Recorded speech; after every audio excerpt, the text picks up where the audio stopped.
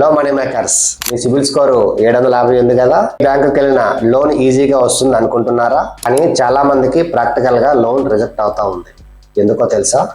తెలీదండి. బ్యాంకులు ఇప్పుడు సిబిల్ స్కోర్ ఒక్కటి మాత్రమే కాదు, సో మీ ఫైనాన్షియల్ బిహేవియర్ ని కూడా చూస్తున్నాయి. First one, salary account rotation. Salary పడగానే వెంటనే credit cards bills, wallets loads లేదా యూపీఐ రొటేషన్స్ ఎక్కువగా చేస్తున్నారా? బ్యాంకులు మిమ్మల్ని ఫైనాన్షియల్ ప్రెజర్ లో ఉన్న కస్టమర్ గా గుర్తించే అవకాశం ఉంది. Second one, credit card over usage. Credit card limit 1 లక్ష రూపాయలు అయితే మీరు ప్రతి నెల 90,000 నుండి 95,000 వరకు వాడుతున్నారా?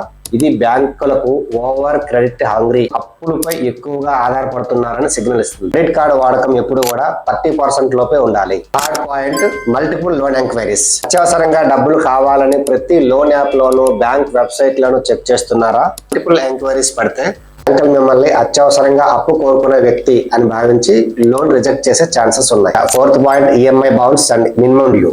క్రెడిట్ కార్డు మినిమం డ్యూ మాత్రమే కడుతున్నారా, లేదా ఒక్క ఈఎంఐ అయినా చెక్ బౌన్స్ అయిందా?